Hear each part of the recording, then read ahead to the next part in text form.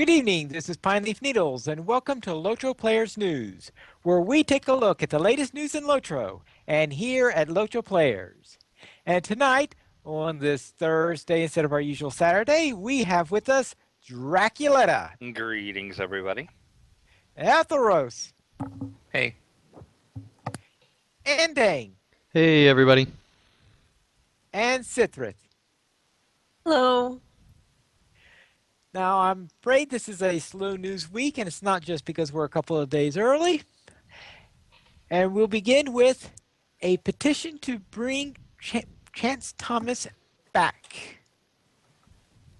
And what is this all about, Andang?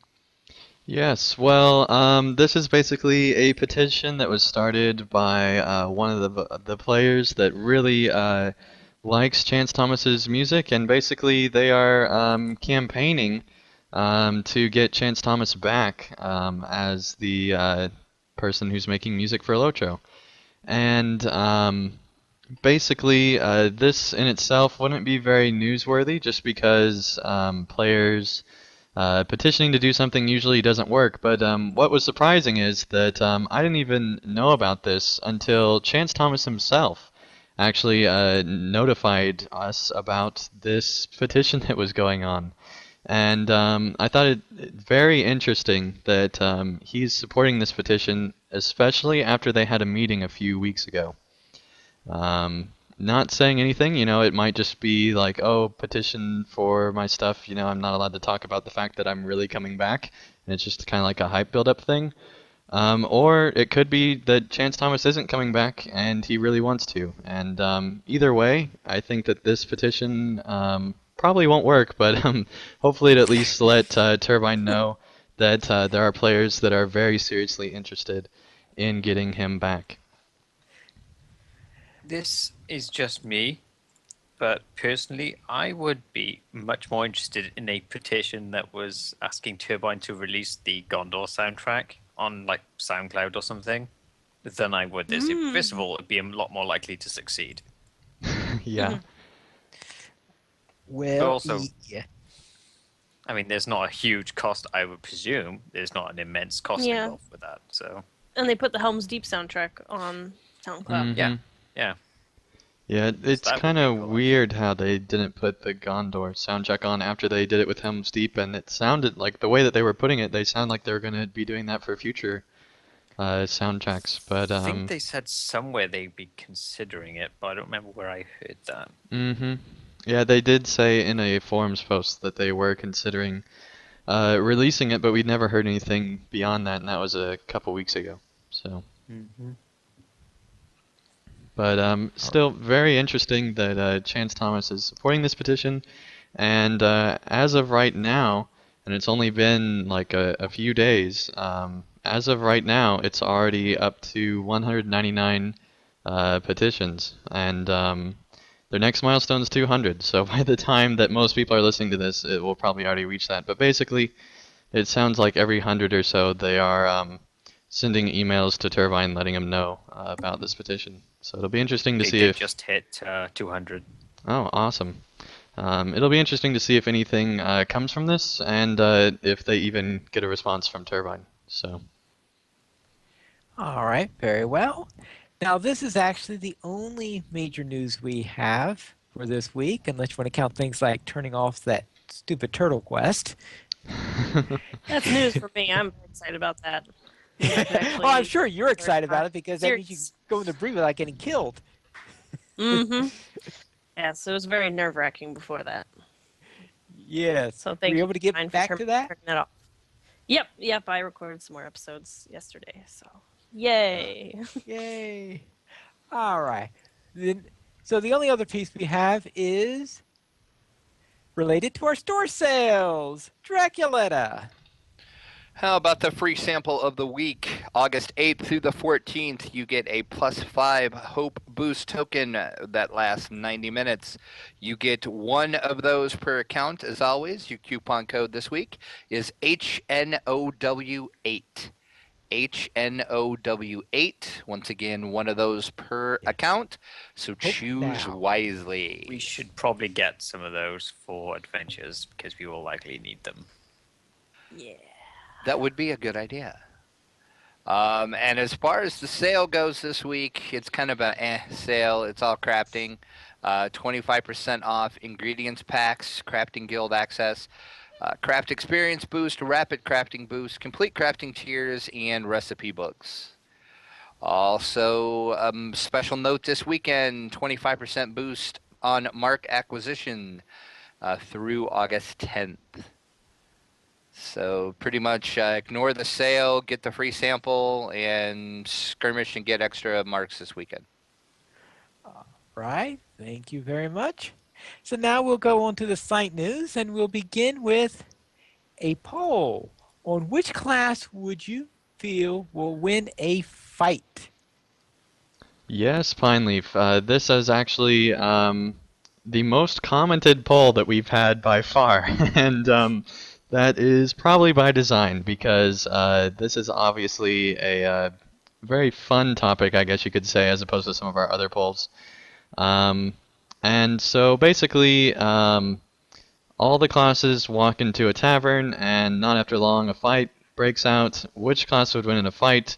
Let us know.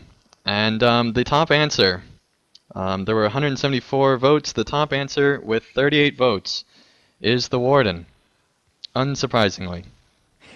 Yeah. I'm surprised. I don't know why Bjornings aren't winning. They can literally turn into a bear, you guys. Yeah, what They literally turn into a bear.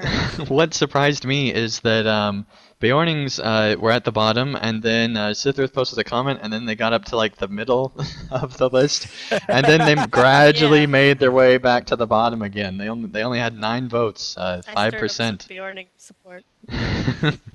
And I agree with you. I'm surprised that the new class doesn't have that much support, but at the same time, we don't really know anything about the new class, and so maybe everyone's hoping that it's a very balanced class. I don't know. Unlike the Warden. It turned into a bear, you guys. It turned into a bear. And unsurprisingly, Champion and Guardian come in second and third, and Lore Master in fourth with 10%. So, and Captain falling right after that. So those are typically thought of as the most overpowered classes since the last update. So doesn't surprise me that that's kind of how it turned out in the poll. I thought But, the winner is whoever's fighting against me. Okay. I guess if a listener was to create a new Beorning character and all of Pineleaf's characters were in a bar, then that other character would win regardless. I guess you're right, Pineleaf. Wardens would have a numbers advantage. Wardens would have a numbers advantage. This is true. This is true. Well, all right. You do have that point. So our next item is calling for LOTRO Players News origin stories. It sounds like, what, we're becoming superheroes or something? No, Yep. Pineleaf. No, we're having our own digital distribution platform. We're not doing that. I'm not going to even associate any part of our site with whatever that junk is that EA releases.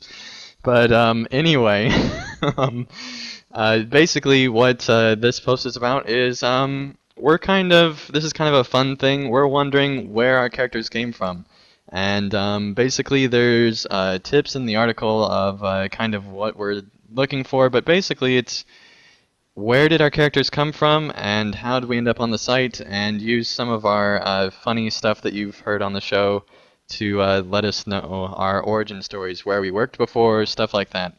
And we've already gotten a few responses. I think what we're going to do is do one of these a week.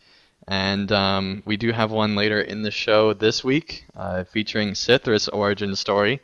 It's pure gold. It is pure gold, and that's kind of what I'm hoping for, is a lot of funny emails, because we haven't been getting very many emails, so this is kind of a way for both us and our listeners to have fun sending in emails. And for as long as we keep getting these type of origin stories, we will keep reading one a week on the show. All right. Very well. Thank you, Andang. And next we have our latest LOTRO outfit, Malorn Shade. What Well, could you please describe this to us, Cithrus? Yeah. So I actually got a challenge on Twitter from Branhild, and I think it's she, maybe he, they challenged me to use the Trek helm, which is like this grayish hood that you can get in Dunland, and then it's got like this weird face mask also, but like only the face mask dies. And I said challenge accepted. I would make an outfit with this. I kind of cheated actually because I kind of already had an outfit with it on my runekeeper, but it's a really good outfit, so I used that. Basically, it's a it's kind of like a Lorien scout outfit. I made it for my runekeeper to enter the Thinglad and Great River area because that's kind of where Lorien trails away, and the Lorien elves there are scouting and trying to get the Rohirrim to go away. So I felt like that outfit kind of fits that area, and it's got kind of grays and dark golds, and yeah, that's that outfit. Very well. And our latest LOTRO Players Adventures episode 26, was called The Headless, and that's our new name for the Nameless, since calling something the Nameless just sounds rather strange. So anything interesting happened in this particular episode, Andang? Not really, but I'm surprised, Pine Leaf, that you actually probably listened to the show beforehand because, with your short-term memory loss, you have to be able to watch the show right before to remember where exactly that title came from, and you did this week, so that's incredible. But honestly, this week we did the Dark Delving, or is it the Deep Delving, or something like that? Dark Delvings. Dark Delvings, and That place we don't like going to. that place that Yeah, the Casual group base guy's place. we had some fun there. I think, if nothing else, you get to hear us suffering, which is a lot of fun. I think for some of our listeners, they commented in the chat there that they enjoyed seeing us suffer. So we did have a lot of fun, and one of the groups made it through. So it actually. It was a very difficult instance, but it wasn't quite as hard as I thought. I thought it'd be impossible to get through based on some of the descriptions that we got from it. So there you go. All right, thank you, Andang. And we also had a new episode of LOTRO Academy, episode 95, the Lost Hobnanigans episode. And the reason why it's called the Lost Hobnanigans episode is obviously we were speaking about Hobnanigans and Lost because it was recorded quite a bit earlier than some of the more recent episodes. And I can't remember the reason why it had been delayed a couple of times, but because it had been delayed, Frank decided to call it the Lost episode. I'm sure I hear all the excitement about Hobnanigans here.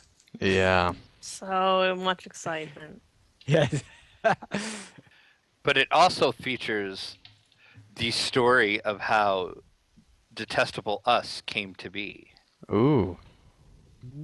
So that's worth a listen right there, just to hear the origin story of Detestable Us. That is. It just came out like this afternoon when we're recording this show, so I'll have to go and give that a listen. Normally that's one of the first podcasts I listen to, but I didn't expect it to come out today. So, but I'm definitely going to go and listen because that sounds pretty amazing, and I'm sure that you and Mist had a lot of fun deciding that, Drac. I blame Mist. It's all Mist's fault. His fault. And total side note, we did actually hear that Mist is still around with us, as last we knew. So she'll hopefully be returning to the show sometime in the near future. So, yay. All right, very well. As for events, we have Lily Kate's usual event posting. Usually we don't go through any of it because the events are generally over by the time we get to the news broadcast, but since we're broadcasting early this week, we have a couple of community events to tell you about. On Friday, on Vanyer, there will be a concert by Die Meistersbarden von Brie. And let's see, anything else? And if you want to hear the Weatherstock winners, A Rock in a Hard Place, they'll be playing on Dwardelf at 4 p.m. This is, of course, server time on Friday. But demonstrating, if I forgot to give that, that'll be from 2 p.m. to 4 p.m. That's server time, which is a reasonable time for the Germans, even though it's a bit early for those who are living on the U.S. side. I'll take your word for it, Pine Leaf. You'll take my word for it? All Yep. right, very well. But Now, the main thing that I wanted to point out with this is that these do go up every single Sunday. At least she tries to get them up on Sundays on the site. And they are one of our most popular articles, but since we don't feature it on the site because, well, we record on Saturday, so all the events are usually over by then, um, we basically want to promote that for any listeners that haven't checked it out. If you're looking for some type of community content, we have a post that goes up every Sunday that talks about all the community events that happen in Lotro. And if you know of any that aren't on there, email Lillicate because she'll get it on there. So. now there is one error I want to point out, and it still has the usual time for Lotro Players Adventures in the post. While this week we will not be on Saturday, as we usually are. So we probably forgot to tell Lily Kate about that. Yep, we will be on Monday. Might as well tell everybody now. We'll be on Monday, the 11th, at 8:30 p.m. Eastern. So the normal time for news, just on Monday, with adventures. So there you go. All right, very well. And I'm sure that many players will be wanting to go to these events. And speaking of many players, Ending, what's this about millions of players? Yes, Pineleaf. Well, this has to do with an advertisement that came out a couple days before free to play, when Lotro went free to play, and it talks about at the very end of the video, it mentions join millions of players. So that means that before free to play, Lotro had millions of players, let alone all the players they gained after that. So interesting how many that they marketed there. Now we don't know if this is like players the entire time in Lotro's history, or if it was like at actual like subscribers they had multiple millions. That's not for certain, but still that's very encouraging. I think when normally the Lotro community is kind of considered a fairly small one, and so I thought it was very interesting how they were marketing that there were millions of players before free to play even came around. Well, I did not make a count as to how many players there really are, so I cannot confirm or deny that count. Well, Turbine hasn't released the information, and there is the server stuff, but Turbine's never really given an accurate number, so we really don't have any way of truly knowing how many players are involved in Lotro unless Turbine someday decides to release it. All right, very well. We have another installment of A Necromancer Above All, part 4 of it. And it looks like it gets up to the time of the time stream of The Hobbit. In this, I'm not going to go too much more into that since, let's face it, it'd be a bit of a spoiler if we went too far into it. But it looks like they've reached the timeline of The Hobbit, so probably the next part will be the last part, if I'm guessing right, unless they have many installments in the Lord of the Rings time frame. Day by day in the life of the Necromancer. Yes. He got up one morning and looking for the precious. looking for the precious, minute by minute. We also have part 4 of the family line, The Lady of Elthangles. Yes, this is the Riders of Rohan roleplay fictional lore type of thing that they go through, fan fiction, and it's absolutely fantastic. There's a love interest now that's going on, along with all sorts of other exciting things that are happening there. So if you're looking for a good story, I recommend checking that out. It's pretty good. Yeah, Alright. I quite enjoyed this edition of it. The screenshots actually help the immersion quite a bit. Yeah, especially this week, I noticed they were really good this week. All right, very well. And it looks like Estelle Ali has another poem for us this week. For Lotro Poems number 4, and this one is called Helm's Deep.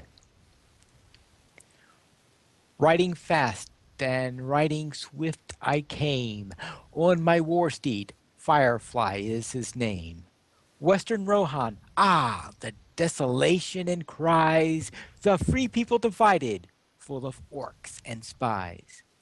The king under a spell, corruption of Grima, he wasn't leading. Seeking all the death, division and desperation, my heart was bleeding. Then came the light in the shadow, the ray of hope, Gandalf the White, the conqueror of death, the keeper of Vilya, a majestic sight. The king came out of darkness and held up his sword, heir of Errol the Young, the Odin, Rohan's lord. I went through all the towns to spread the news, to gather people under one banner, to change their views. We rode to Helm's Deep, prepared its defenses. We cranked the catapults, the ballistas, built the fences. And then they finally came, the army of Isengard. Our numbers were weak, but we fought hard. We slew thousands, Leglos and Gimli were counting. The orcs flew before Andril, the flame of the west. It was daunting. But the orcs kept coming, they weren't stopping. Driven by the will of Saruman, they weren't stopping. Then came the dawn, and the White Rider came with an army of Erlingas and a white flame. The orcs fled before them with fear and scorns, the shepherds of the forest, the Ents and the Horns. The battle for Helm's Deep was a victory, a win. But the battle for Middle-earth is just about to begin. Yay! Awesome job, Pineleaf and Estali. Mm-hmm. I like that one of his notes is, I just want to tell you how darn difficult it is to find a rhyming word for horn. Yeah. There's the Pineleaf laugh. Yes, Yeah. I know. Mission I guess he was successful. forlorn. Jack, do you have the time code marked down for that laugh? Because we're gonna use that over and over again, I'm sure. Yes, I do. All right. Atheros, what is your question of the week? The question I chose for this week is on the subject of server merges, which is just as cheerful as I usually am. I tend to see, I think every other week at least, there's a thread on the LOTRO forums asking that Turbine merge the servers or cut down on a few, put them together, sort of thing. And it just made me wonder whether they think that was actually going to be of benefit to the game or to their own enjoyment of the game. That's why I thought I would ask you guys that too. Do you think the benefits or perceived benefits of server merges are worth the downsides that come with them? Sithrith.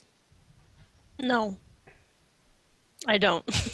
I do not advocate for server merges. I played Warhammer Online, and it had server merges. My server got merged.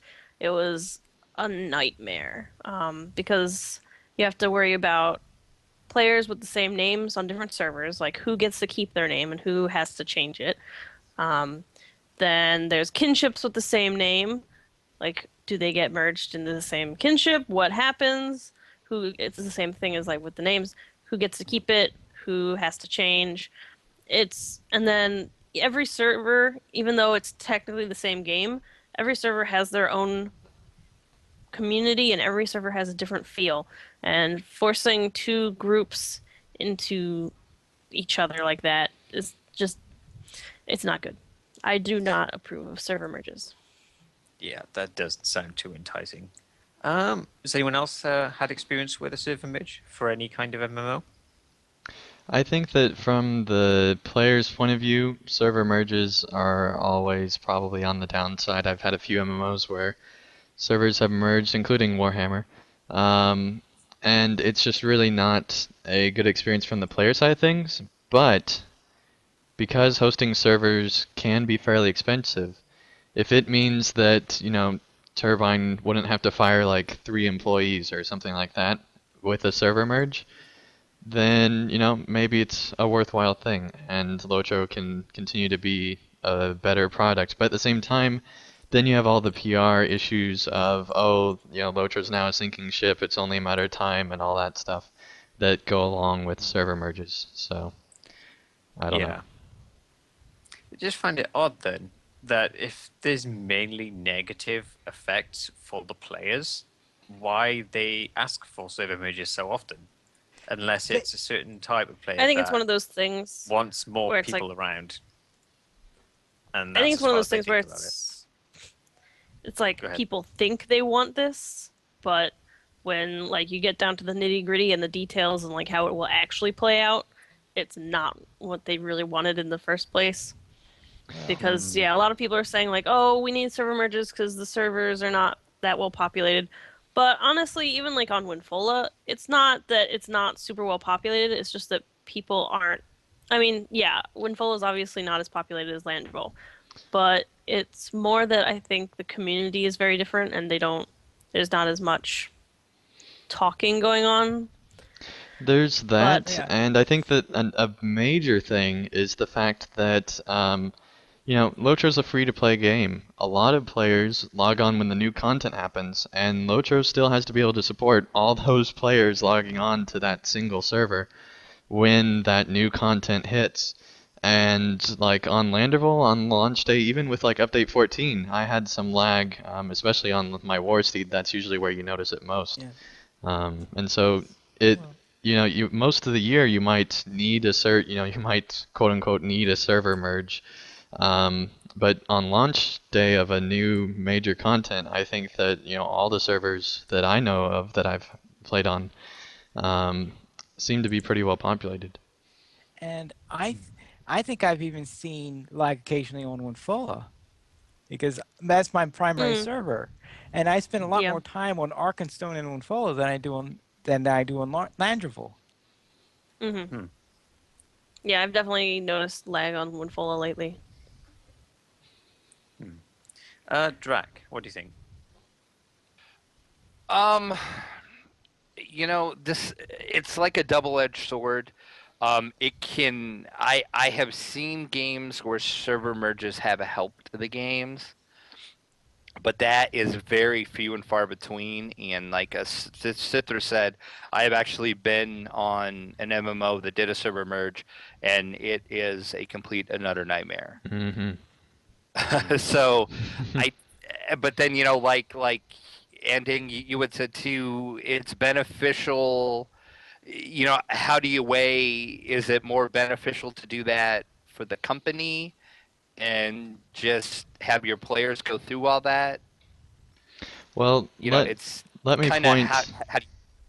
let me point out the whole EU Codemasters server mergingness that wasn't even technically a server merge; it was just accounts merging.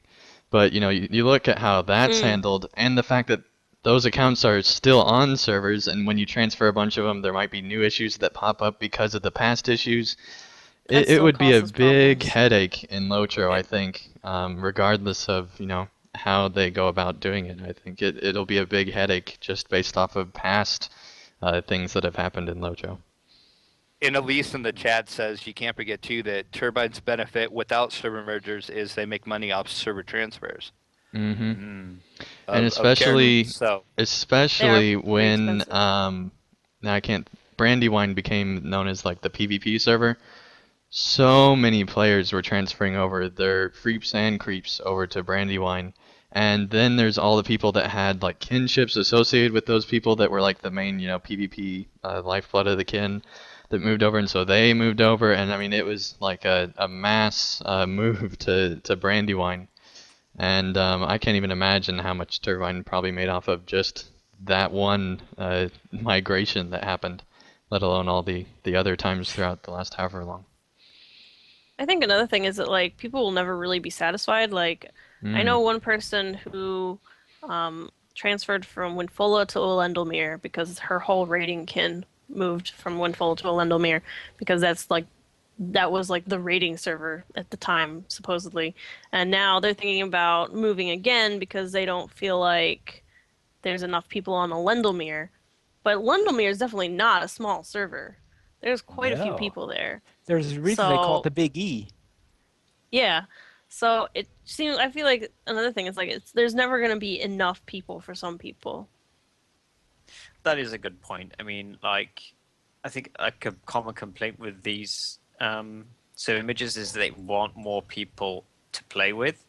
But then I see a lot of people on those forums who outright say they prefer quieter servers and they don't feel like they should be forced to join a larger server just because some people on that server want more people without having to transfer. Yeah. Yep. Well, and another thing to keep in mind too with this is, how would they handle the whole roleplay aspect? If, Right. of course, they don't have official roleplay servers, but if they did, and let's say they would merge two of those, how would you handle that? Yeah, I mean, currently there's like two general roleplay-ish servers, Landreville and Laurelin. But I mean, even merging those two, I think, would be catastrophic because they are very different styles of role-playing. I think then Laurelin's generally stricter in how it does things, and yeah, merging those would probably not go down very well. And then you think about, let's say, for whatever reason, Brandywine doesn't have very many and Landerville doesn't have very many players. If you merge those two servers, that would create a huge uproar in the roleplay community, I can guarantee you, based on Oh my gosh, yes. what has happened that I've heard on Brandywine when I'm on there and from others. So I couldn't even imagine. It's like Sith was saying earlier about how each server kind of develops its own personality with the community there. Generally, when people with conflicting personalities meet and they don't really know each other very well, you don't generally want to keep them in the same room for too long.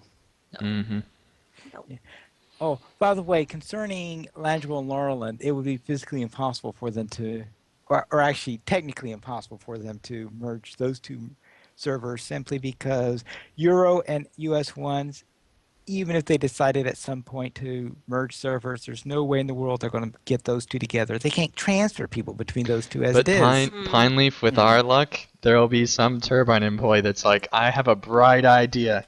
We're going to combine the EU server with the Native American server, North American server, and it'll be fantastic. With our luck with Turbine employees. Just saying. If you say so. Based on some of the stuff that's happened in the past, it's feasible that could happen someday. I mean, I suppose they could, I know a lot of the bigger, newer games these days have the sort of mega server technology, where there's basically just one server and they sort of layer them in different places. I mean, even that, I think, is kind of tech that's beyond the game engine Turbine's using for LOTRO, which was old when they started. It would Now take... It's pretty much... Yeah. Yeah, it would take a whole lot of work for that to happen. I mean, it'd be at minimum probably a year of some of their devs' times. Not only that, but then you have to take into account the issues of actually merging people onto the mega server, and it'd just be a huge nightmare. But I would like if LOTRO had a mega server because it's really cool. But there's just no way that with the current game they have that they could actually do that, I think. Yeah. Zinger's a helpful contribution of a Pangea server. Which is an apt name for it, yes. Pangea Okay, server. No one else has anything else to add on that? Well, I'll just add that concerning server mergers, I'd go crazy just how many ways they combine two servers where there's a level 95 pine leaf on them. Okay. That's a good point, finally. But I would like to point out, Zinger, that it'd be more apt to have a Middle Earth server.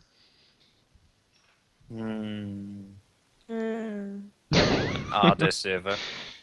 An Arda server? Oh, man. Pineleaf, if we would merge servers, it would just be one server of Pineleafs. That's all that would be on the server, just Pineleafs. It's the Pineleaf server. See, the thing is, eventually Pineleaf will have so many characters that Turbine will have no other choice but to transfer all his characters to just one server. That's really what we're finding out here. Mm-hmm. All right. You Okay, don't then. sound too convinced, Pineleaf. I wonder why. So on that note, I guess we'll move on to the next question then. Generally, when you hear people talking about server mergers, it's usually because they think the game is in a decline or dying outright. I'm wondering if you guys think that generally, or almost always, when server mergers even come up as a possibility, either from the developers or players demanding them, that it means the game is itself dying. Do you think that tends to be the case, Anding or Um, Drac? well, there was, sorry, Drac. There was one game, and I can't remember what it was. I think it was actually Cities XL, I want to say, but it might have been some other game. But anyway, they actually got more powerful servers, and so basically what they did to make like stuff more efficient, they just combined people into the same server basically because they brought this new tech that was much more efficient and cost efficient that allowed them to basically have a ton more processing power and stuff like that and combine them essentially. Um, so that is like the only positive server merge. Usually when the server merge is being announced, at the very least on the two servers that they're merging, there's a loss of players. They might have transferred somewhere else, but there's a loss of players that's happening somehow in your game, on those servers at least. And so obviously that's going to be seen in a negative light, and I think that that's why everyone sees it in a negative light because server merging means declining population typically. So yeah, I can definitely see that. But I would like to point out that LOTRO gained servers during free to play, and we still have not had any server merges the entire time of LOTRO, surprisingly. Do you think then that server merges are simply just a sort of delaying the inevitable of a game's death, or is it some way of actually turning it around and starting the game's growth again by having the population be more concentrated on a couple of servers? With MMOs, I think that it's because so many of them fail so often. I think that it's majority of the time definitely a bad thing.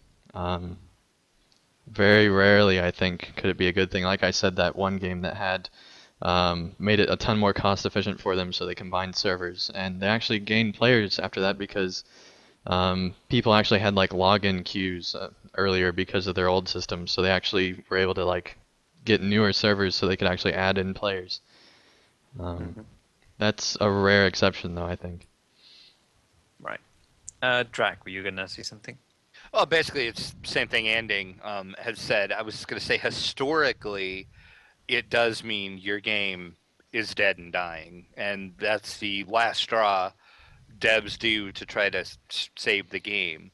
But there has been a few rare cases where they've done these merges when they, like they were getting new hardware, or they just thought the game was doing fine, but they thought maybe this would help the game. But overall, usually if you see a server merge, it's usually not a good thing for your game. Maybe that's why people are call for them. It could be called for by people who hate the game and want to see it die. I wouldn't even be surprised, honestly. I'm sure there's a few of those. I would mention, though, that I think it was Star Wars The Old Republic started out with a huge amount of servers, and they ended up cutting quite a few of them, like I think about 6 months to a year after the game launched. But I think wasn't that's that more a because case those of were them- nearly empty? Yeah, they sort of overestimated how many players they would keep, I think. Well, was the thing case there. is, players in that game especially wanted really populated servers, and so there were some that there's like the max recommended amount, and then there's like the over max thing that they had, and there were several servers that were in the over max state. I don't remember exactly what it's called, but it was something along those lines, and basically those servers were packed to the brim, And so what they had to do was combine the servers that just nobody was on. And I mean, I went on one of those servers once on an alt I had, um, and there's just nobody there. I mean, like you think some of the servers in LOTRO aren't very busy, but it's nothing compared to that game. Like on that alt that I created, I think I saw like 2 people the entire time of that playthrough, and it's Jeez. because like it told you numbers, and I think there were like less than I don't remember what the numbers were, but it was obnoxiously low, like the entire server population. Like I think it was in the hundreds or less than that, maybe even on just that particular Wow. server. Like it was crazy low. I'm just thinking that maybe in that case, I mean, after they did the mergers, the game population seems to have stabilized or at least remains profitable for them. Maybe Hmm. that's just a case of them overestimating themselves, and now that they've Mm. pruned them down a bit, they're doing okay now.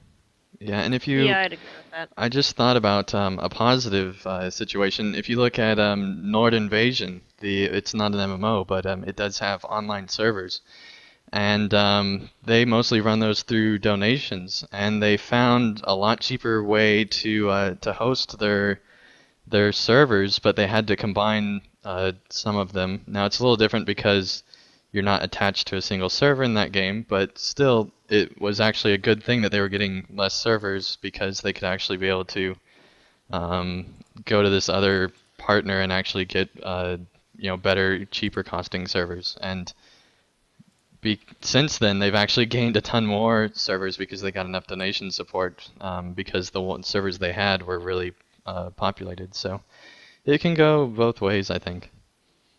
It's just very rare for it to. Yep. Piney, do you have anything to add? Nothing else to add. Okay.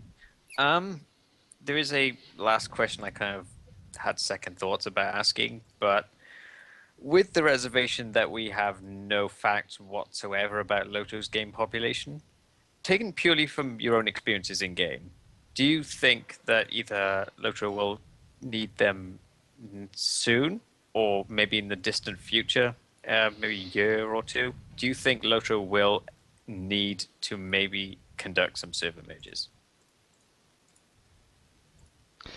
Um, I hope not.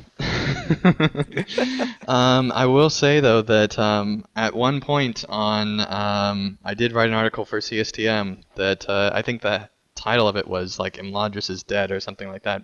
It was a little bit easier than that, but basically everyone I knew left the server, and there was hardly anybody on that server for a little while, but that's because everyone was off because the next update was coming later on. Um, and I didn't ask for a server merge in that because I thought the server was still alive enough. It was more just a commentary on the group content and stuff like that. But it it was interesting how many people agreed with me that like the server just kind of went away because I mean several of the biggest kinships transferred to other servers at this same time. And so basically the entire end game group content left that server all at once, at least that I could find. That sounded like a. People said that there was still group content going on, but I looked in OOC and like all of the other different chats, and I could not get anybody on at the particular times that I was on. Which that time it was most of the day because it was in the summer when I was in high school or maybe early college. But anyway, I think that I don't think any server in Lotro has ever needed it, and based on the recent update, I think that a lot more people are getting back into the game that have been away like through Helm's Deep. So for the foreseeable future, and going into Minas Tirith and stuff like that, I don't think that we'll need any server mergers anytime soon. Sithith, do you have any other comments about that? No, not really. I think everyone covered it. Okay then. No one else, I presume? Okay then. I guess it's back to you then, Pineave. All right, very well. Thank you. Now we'll head into donations. And for donations, let's have a big thanks to Mary Rose for the $10 or more donation she made to LOTRO players. Hello, LOTRO Academy, Small Adventures, Players News, and LOTRO Outfits. I started listening to the Academy a couple of months ago after creating an account late this past March. I found it somewhat after looking for the podcast to listen to. Listening to Mystery helped me feel like more comfortable being a complete newbie. The last game I played was in grade school, Pac-Man. LOTRO is the first online and MMO I've ever played, so it has been a huge learning curve. I learned why everything was so hard. I was doing it all wrong. Oh, please let me introduce myself. I am writing this because the main character, a woman lore master, but will remain anonymous for reasons stated above, is busy journaling in her scholarly scrolls. In truth, she is ever so nice and enjoyable, but I am more fun and vivacious. Lore Master will let me cautiously pet her companions. I like her Lynx because he's small like me, but Goldie the bear can be nice to snuggle with when on a cold night. I am the second main character, and my name is Mary Rose Morningsong. I am on the Evernight server, and you have probably guessed I am a Hobbit Mini. I am level 19, but am already a journeyman angler from the summer festival. I even have a new dress and a new pony, the summer day steed, from all the scavenger hunts and fishing. Did I mention I love to fish? There is another character named Cambrenio. I can't remember her last name, but she said it means morning star. She's an elf hunter who likes to work with wood. She too is very quiet and serious. Good thing they have me to liven things up.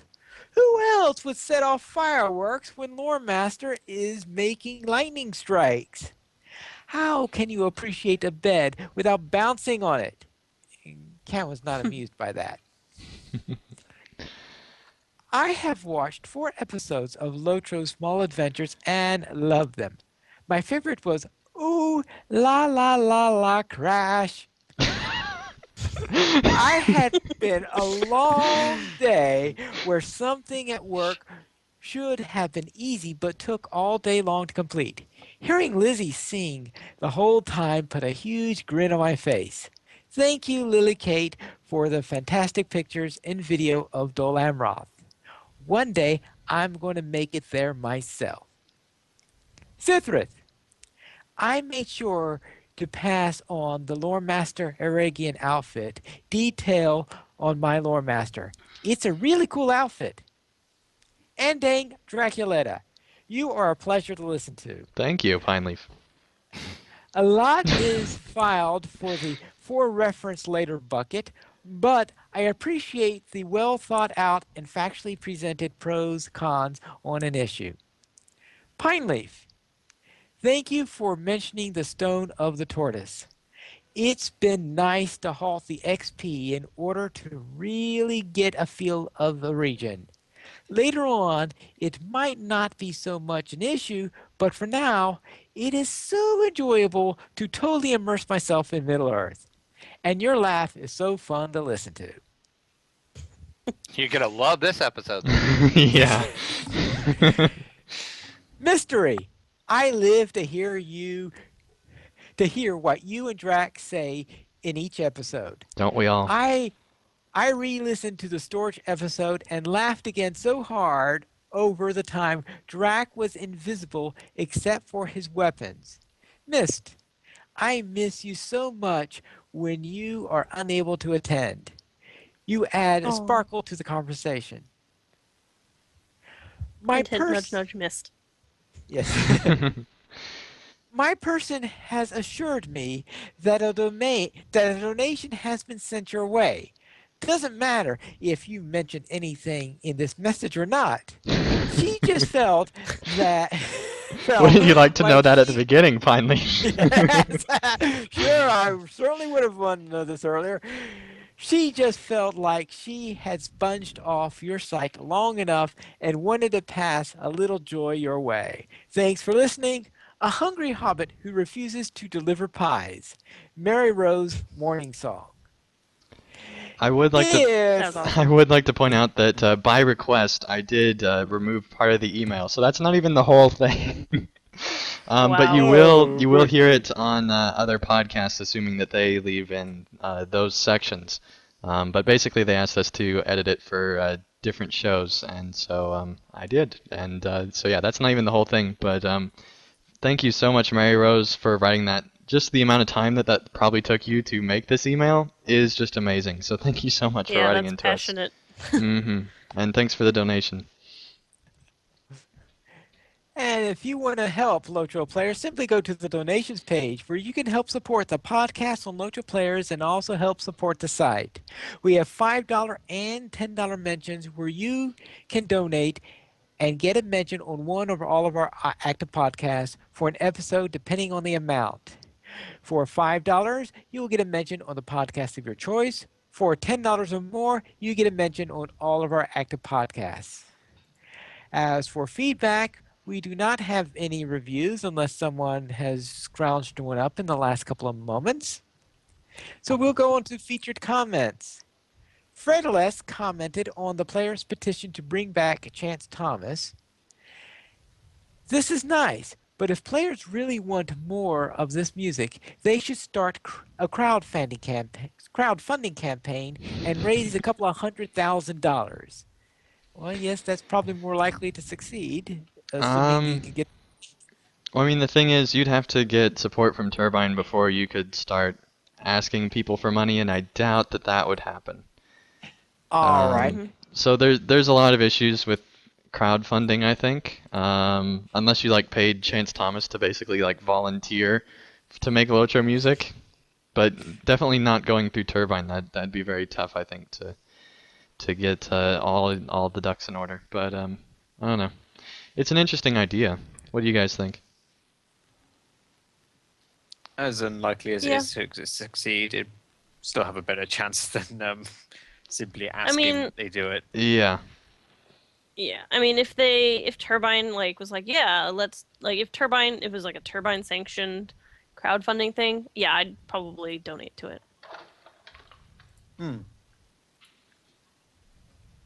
It'd definitely have to be a Turbine one, but if there were some, like, I mean, they could add some good rewards and things like that to really get the community, like, doing stuff like signed Chance Thomas stuff, and so I mean, it could work out, but it'd be an awful lot of work and not necessarily a guaranteed thing of working, even if you did raise a certain amount of money. So I don't know. Hmm. Yes, that could be tricky. Next, we have Dejingzali, who left a comment on Local Players News episode 58. Hi, guys and girls. I just wanted to throw my 2 cents on the zone. I am loving it. The dailies do not feel like a grind. The new group area is awesome. I like the difficulty of it. The new essence system is amazing. We finally get to create the stats that we want, and everyone gets to be different and creative with their roles and classes. As always, excellent podcast. Keep up the great work. Ali. Terry Adwin left a comment on this week's poll. As much as I love champions, I always feel outclassed and underpowered compared to everyone else, except perhaps the burglars, who would win just by going invisible and then picking everybody else's pockets after the dust is cleared. All right, I suppose that makes sense. All right. And Sithris, could you read the next one? I think Pineleaf read one of my Yeah, Skype I comments. think you broke. I think you broke Pineleaf. Andy. Well, it was funny because Pineleaf has read the really, really long email, and I was expecting him to pass on to somebody else after that, but he just kept going, and I was like, wow, Pineleaf is really in the mood to read comments today. I left a comment on this week's poll. It's pretty much the same as what I said earlier in this episode. I love my captain and all, but is this really even a competition? I mean, Bjornings can literally turn into bears. Yep. I agree, Sethra, that Beorning should win, but then there was a later comment by Zinger. Yes, and Drac, could you read that one? Plot twist. Bjornings are already in the game as the lore master pets. Thus, Bjornings have no chance in winning a fight when a lore master is also there. Can't believe I just offended the lore master.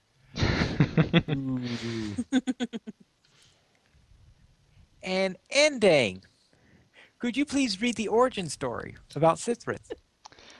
I just had to open my big chatting mouth, didn't I? See where it gets you? It's gonna be amazing. I'm so excited. Well, hopefully my narration won't let you down. This is a tale of power, of greed and obsession. It is the story of Sithrith. She began her career in the LOTRO army as a mere private, but she quickly rose through the ranks to become a mighty captain. They said she couldn't do it, but the challenge was accepted. Soon Sithrith became bored of her rank. A captain might be good for some, but she wanted to rule. At this time, she also developed a terrible obsession with steel blue dye. Where could she quench her insatiable thirst? One place on Earth contained the massive amounts of steel blue dye she required. You guessed it, Hobbiton, New Zealand. With ease. So she's used a dizzying array of costume disguises and made her way toward the ship and sailed for New Zealand. When she landed, to her horror, she realized she forgot her swords. How can you conquer a land and subdue its inhabitants without a weapon? Sithrith was really dumb. Oh my god. Okay, so it doesn't say that, but she thought long about her dilemma and almost returned home. She needed an army. But how? Then it struck her. I will use my most powerful weapon. Or rather, I will use my most powerful weapon. Her womanly charms. She quickly cast her spell on the kin leader. He never stood a chance, and was a hopeless slave to her beauty. Gross. Now she had her army, Hobbiton, and the steel blue dye would be hers. Grown men weep, and women wail, when they remember the horror that was the Battle of Hobbiton. She now has more dye than a person could ever use. But will it be enough? Her ambition knows no bounds. So beware, LOTRO players, and arm yourselves. I hear she is coming to America. It was so good. I don't even have words. Like that that was Like, awesome. it hits on so many things. It was just that was. The Like- swords was a good touch too. I mean, you have to be a really big Sithers fan to know a lot of that information. So, like, that's pretty scary, Sithrith. Somebody's stalking you. I and I think if it's the mic that I think it is, I think it's one of my patrons on Patreon, maybe. I So think that you might would be make right. sense. Yeah. Mm-hmm. Yeah. So, but yeah, the swords was a really good touch. It was. Yeah. There's a lot there. Yeah. Alright. Very well. If you have an origin story, you could email us at lotroplayers.mymiddleearth@gmail.com, or you could send some other email for us. Yeah, and You you could can also also leave the origin stories on a response to the article, and basically we'll read one of these each week as long as we keep getting them. So if you have an idea, even if it's if you think it's not that good of an idea, we might. So feel free to write it up and send it in. We'd be glad to look at it and maybe read it on the show. All right, very well. And you could also follow us on Twitter, Lotro Players at Lotro Players, Anding at PVMP_Anding, Braxwolf at Braxwolf, Sithrith at Sithrith, Draculetta at Draculette_72, Etheros at Etheros, Lily Kate at Lily Kate Buggins, Mystery at Mystery XOX, Pineleaf at Pineleaf Needles. Pineleaf. And you could Zinger from the chat says, copy and paste that sucker into Cithrus Wikipedia page. It sounds legit. All right. Yeah. Our final thoughts is you could join us live each week. Normally we have Lotro Players, which goes live at Saturday at 5 p.m. server time, but this week Lotro Players Adventures will instead be on Monday, August 11th at 8:30 server time. Lotro Players News goes live each Saturday at 8:30 p.m. server time, well, except for the episode we're broadcasting right now. But we'll be back on our Saturday schedule next week on the 9th. Or actually not the 9th, No, the 16th, 16th. Pineleaf. Don't The give them false hope. 16th, yes. Sorry about that. Yes, on the 16th, and you could join us by going to LotroPlayers.com/live, and be sure to join us in the YouTube chat. Thank you for watching, and this is Pineleaf Needles reminding you to skirmish responsibly.